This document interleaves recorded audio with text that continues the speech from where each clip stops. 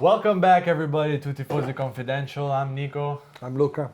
and we're here to take a look at the first half of these 6 European rounds in this World Championship before the summer break.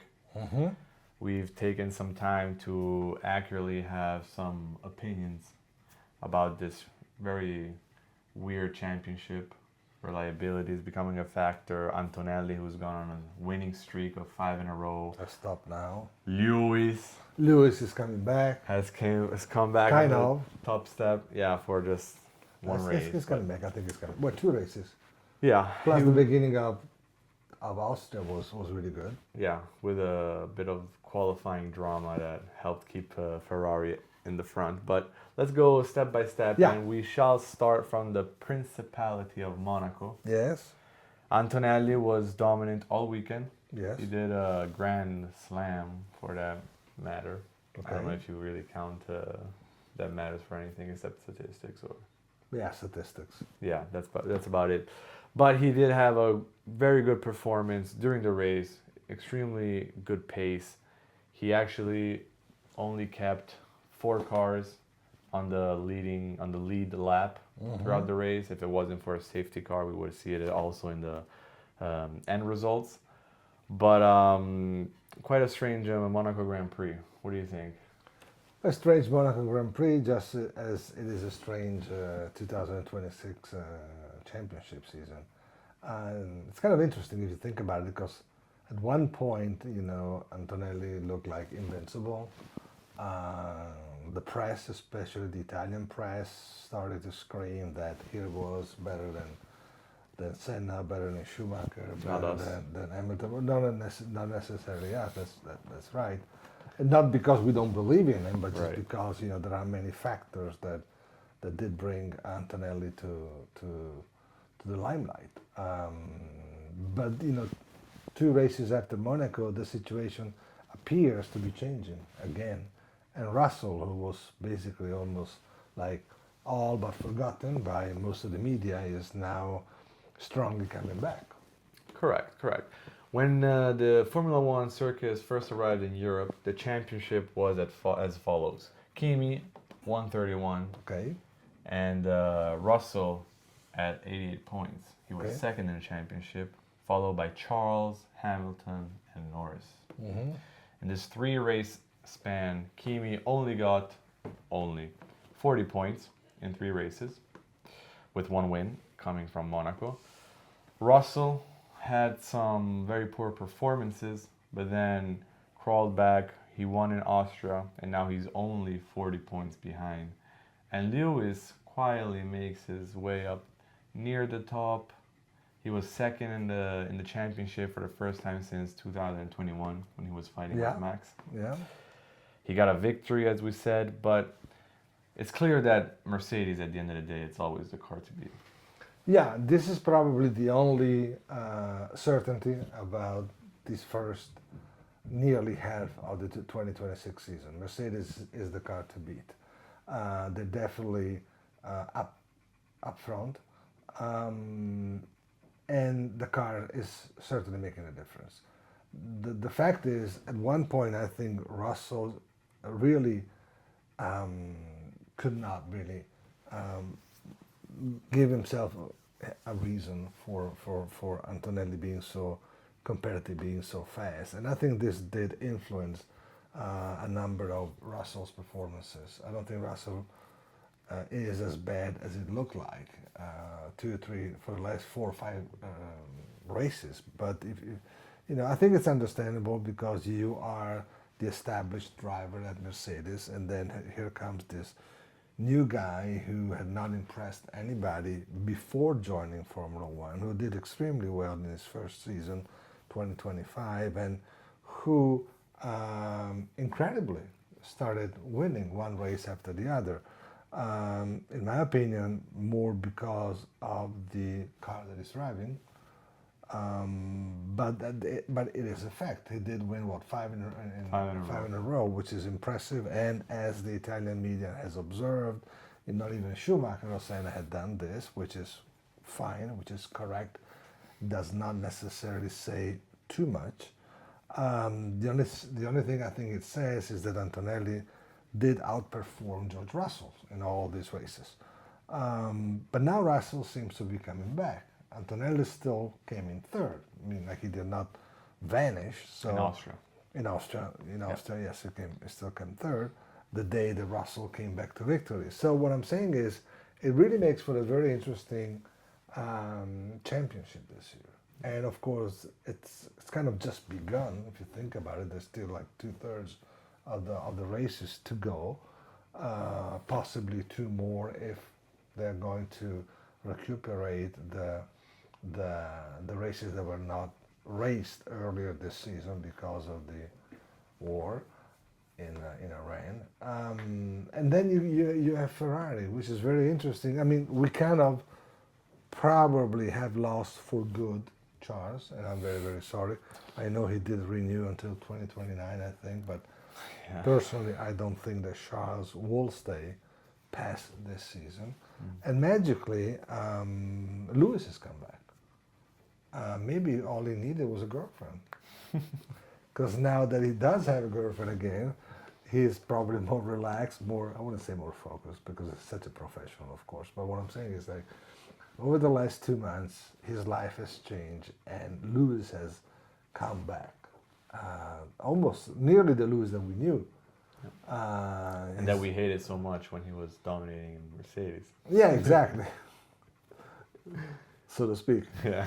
And of course we love him now because he's at Ferrari. But what I'm saying is, if you think about last year, every time he was competing with Charles basically came up on top.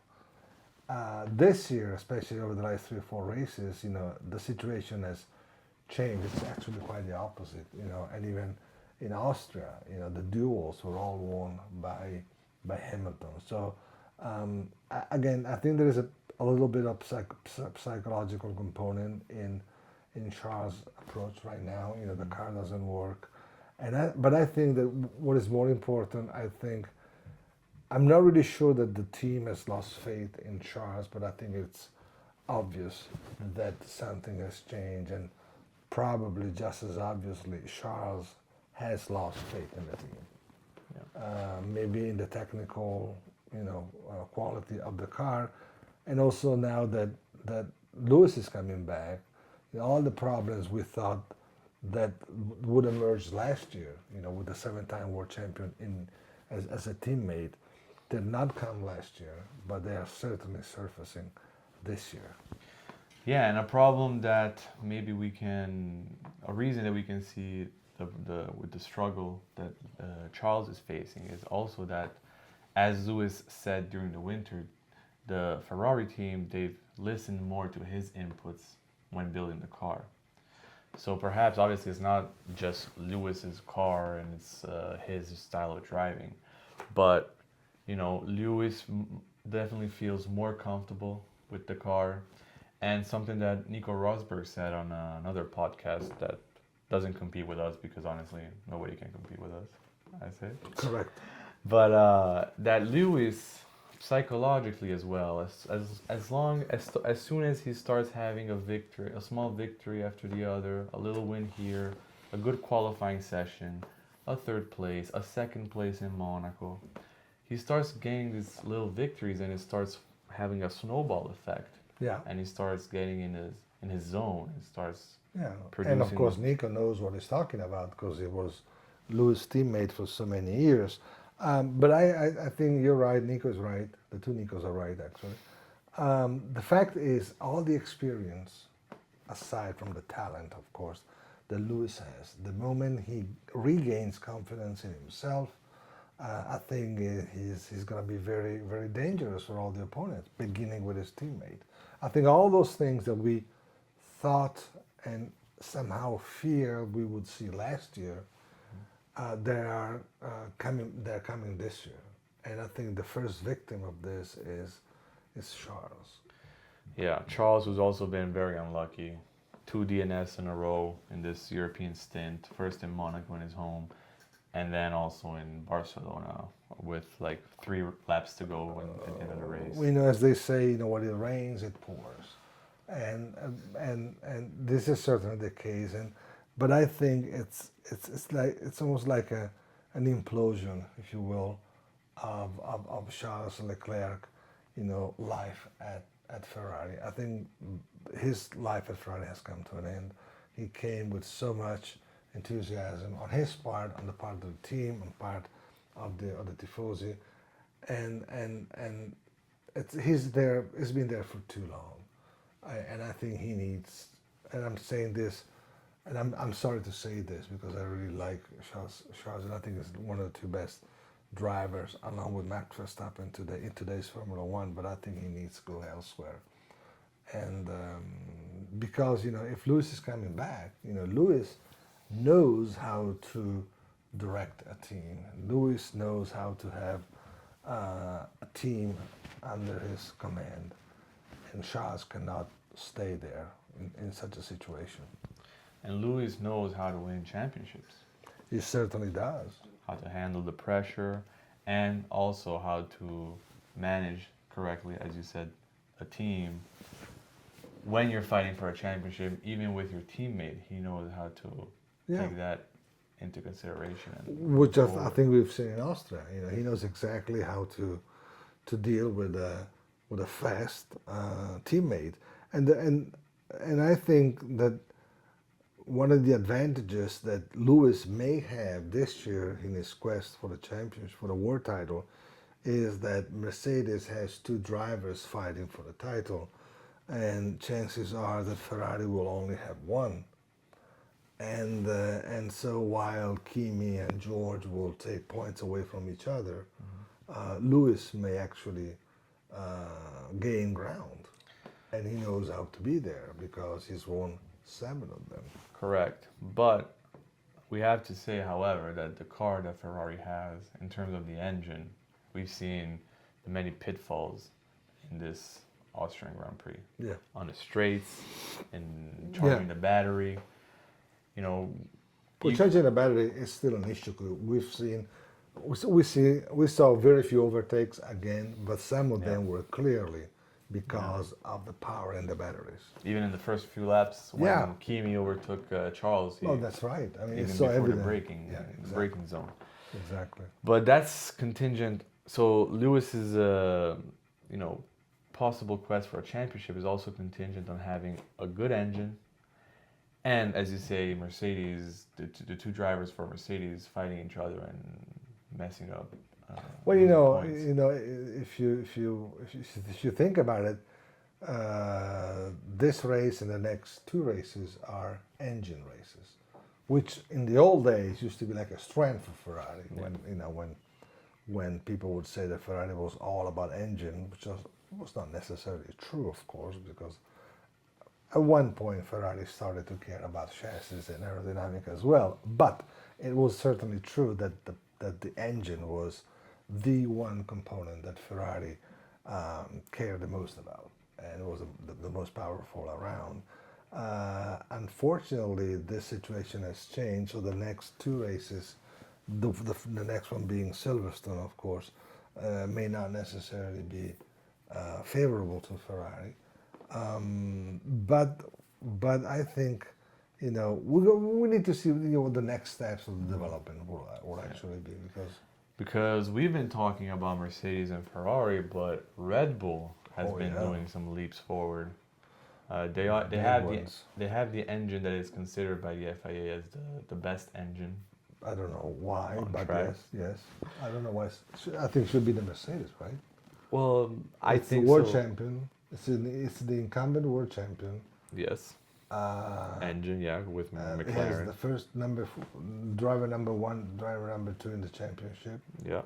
McLaren is still there, kind of behind compared to last year, but they're still there. So I don't really know how the Red Bull engine can be considered.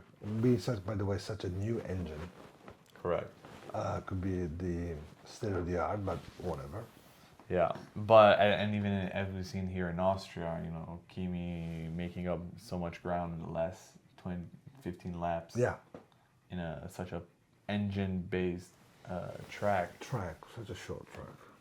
Very short. Yeah, long too short. straights. I remember when Austria was almost like twice as long. They still came back. The straight was the same one, but then instead of turning right, they would go left. Yeah. It was like the S licht or something like this, and then they would go up in the woods and then come back the way they come. And probably the TV coverage was the same level as we saw today. It was incredible because they had like 4 cameras. Yeah. There was the worst one was Spain. When they raced the Jarama, they had 2 TV cameras. One which would follow the cars from the beginning of the straight to the end of the straight, and then there was another one, and I'm not joking. This is real. There was another one which was on the other side of the roof of the pits, and that one camera would follow the cars around the rest of the track. So this was Formula One in the good old 1970s. Well, staying in Spain but moving to Barcelona. Barcelona. What a beautiful win. I mean, strategy was on point, the pace was on point. Even if it's, with the engine and chassis mix, it's But Ferrari did everything right. I mean, the car, the driver, and the strategy. Yeah, and the safety car as well. The safety car as well. Yeah, correct. The safety car as well. But and we will not have the proof of this. But chances are that Lewis could have won even without the safety car. Yeah, of course the safety. I mean, but it's like today. Kimi just went by the pits, and then after that they opened it, so he could have come in. This is the chances you take, and this is something that happened during a Grand Prix. But yes, Ferrari also did have some luck in Barcelona. But I think it was, it's so good, not just for Lewis, not just for Ferrari, but for the whole, Formula One world and community, that Ferrari is kind of back. Yeah. And if you think about it, he had come in second in Monaco, right? Yep. So what I'm saying is, like, again, the car is not as bad as it kind of looked today, by the way, in Austria, but the car is coming back, and Ferrari is second in the championship for manufacturers, right behind Mercedes, of course. But it's so good to have Ferrari back in the picture. And again, there's a story within the story, and that's Lewis trying to go for the 8th World Championship, which of course would take the record away from Michael. But at least Ferrari fans would have the satisfaction of seeing this happen with Lewis driving for Ferrari. Yeah. With his victory, he becomes the one and only driver to ever win for Mercedes, McLaren, and Ferrari. Yeah, I saw that statistic. Yeah, which doesn't really mean anything, but it's interesting. It's very interesting. It also goes for his longevity in the sport. He's been there forever. He was born in 1985, right?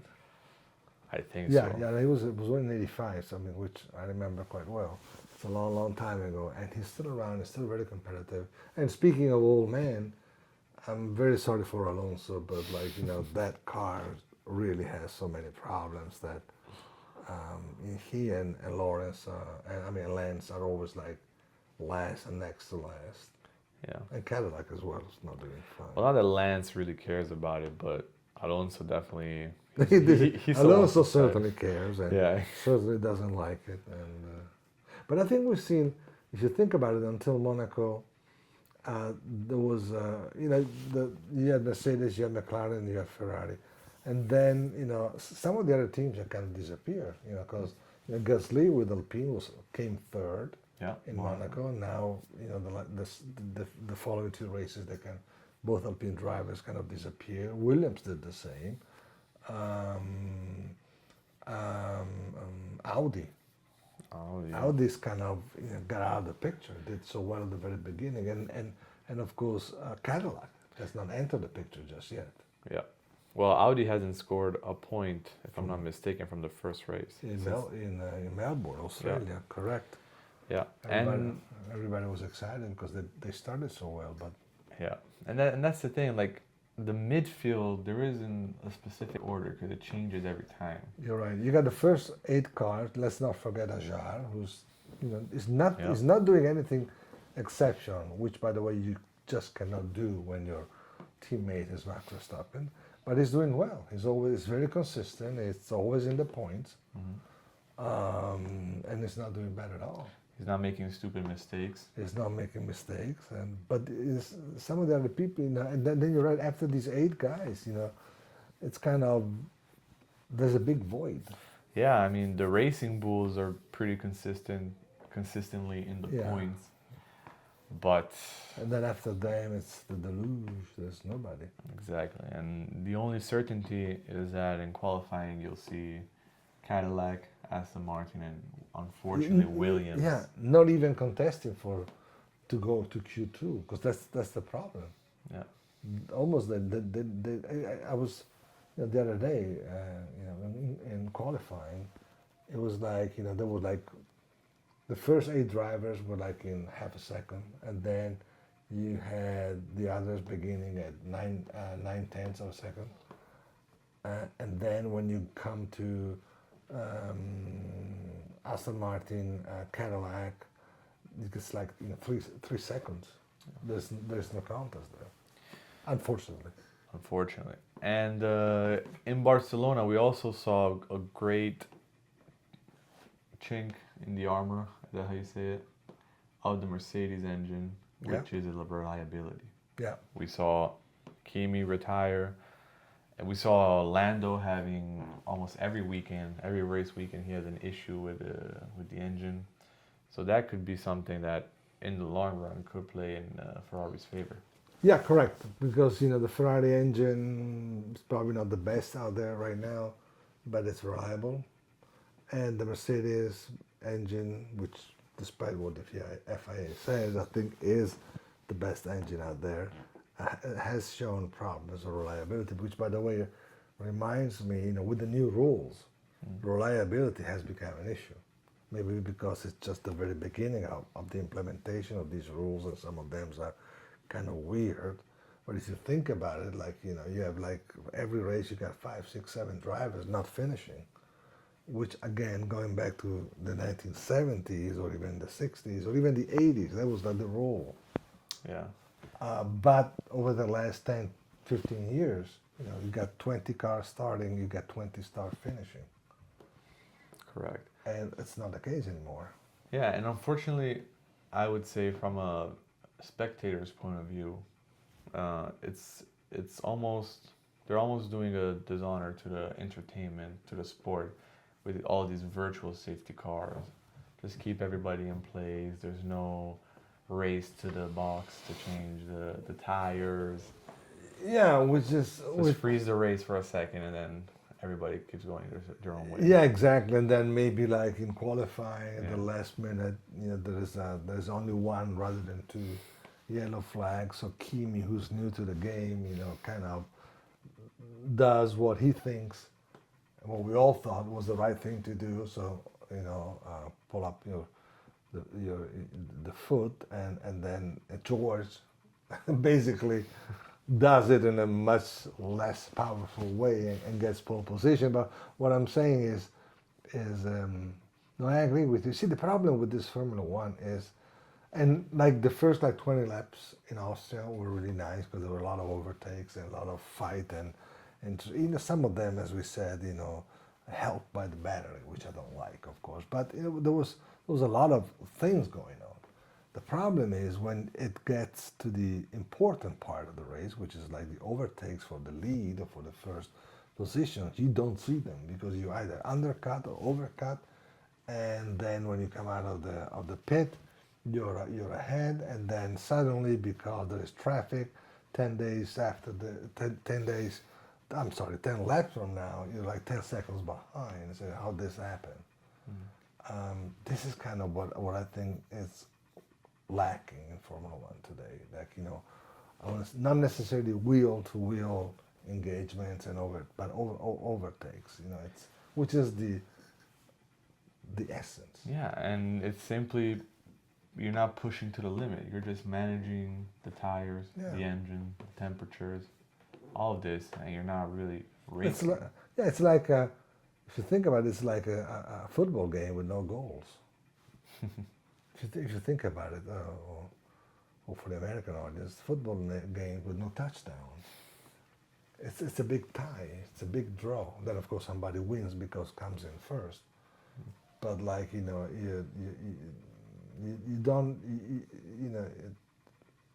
you don't really have to overtake anybody to win. You just have to adopt the right strategy, a little bit of luck, the best car helps, and then you win.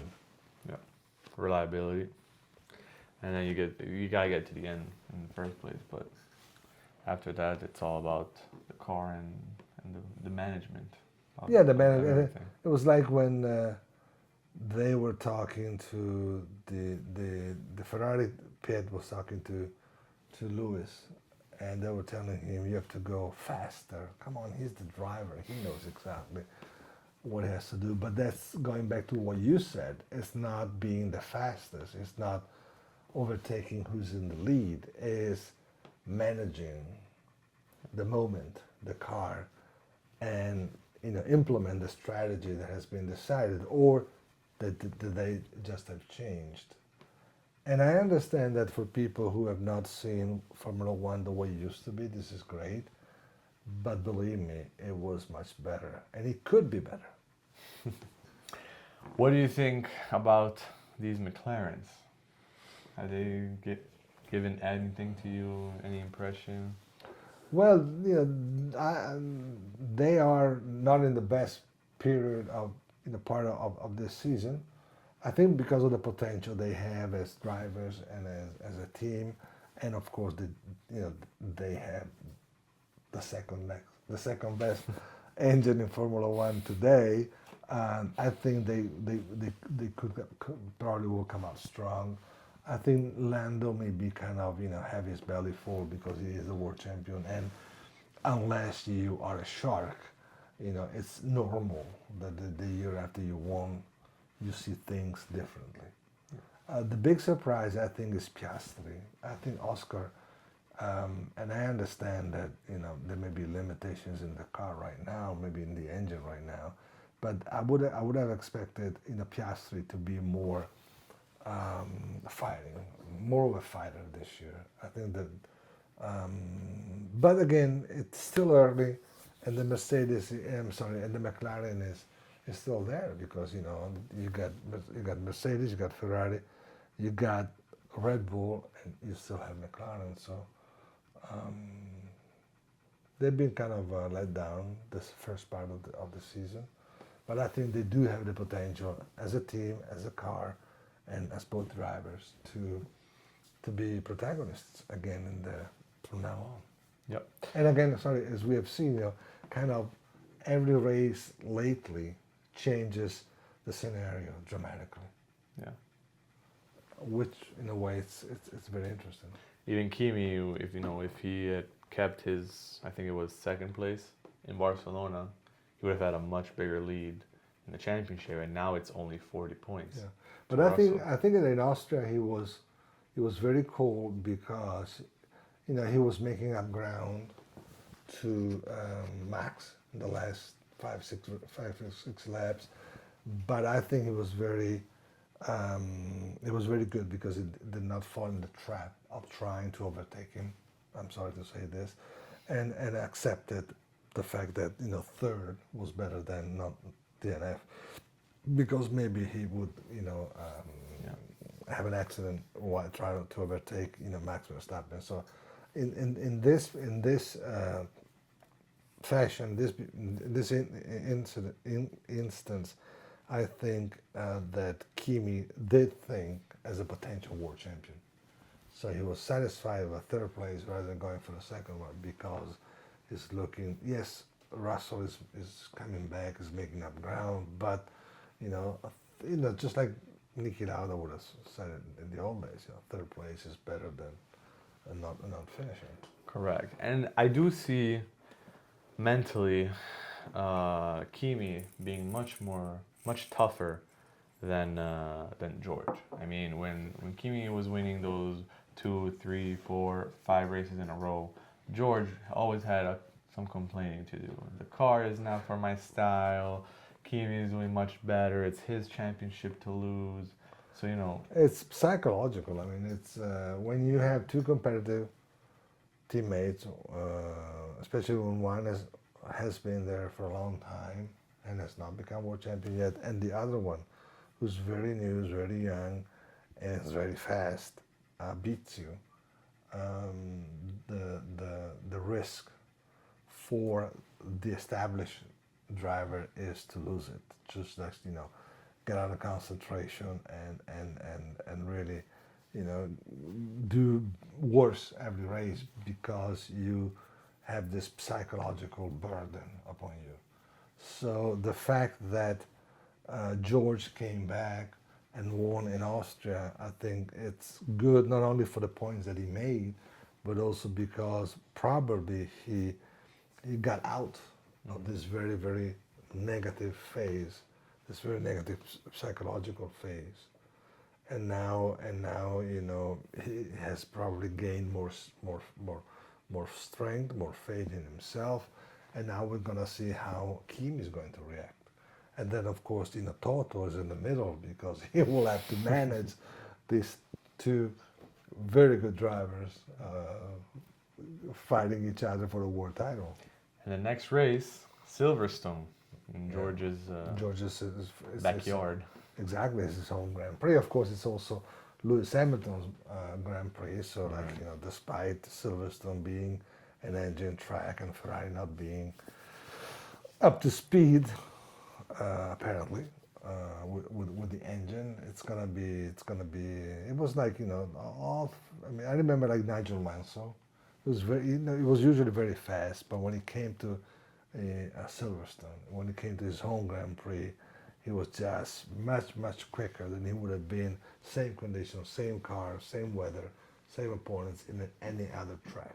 So let's expect Lewis, I think, to be very, very fast and very competitive next Sunday.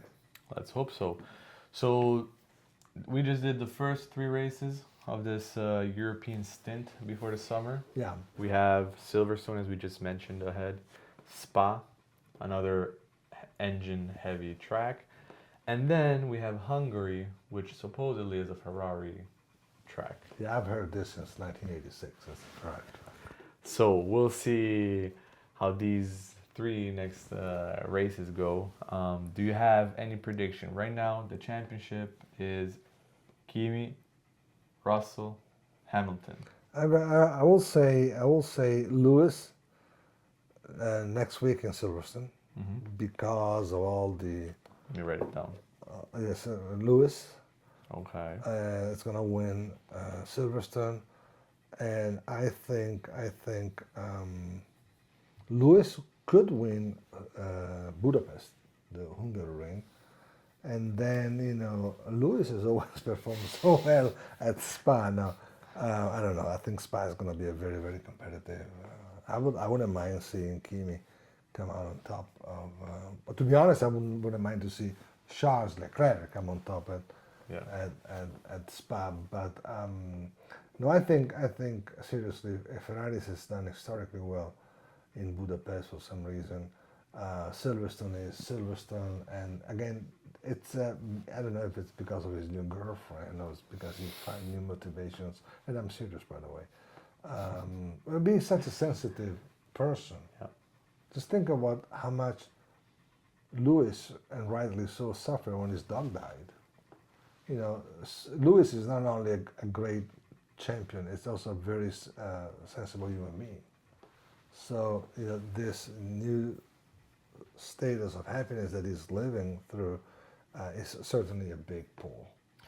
So, last question. Who is going to go on vacation after Hungary as a championship leader?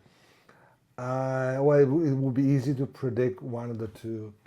I was going to say Lewis. Lewis. Yeah, which is kind of, I would not bet my money on it. Okay. But I don't know. Let's say, let's go with the easiest one. It's Kimi. Okay.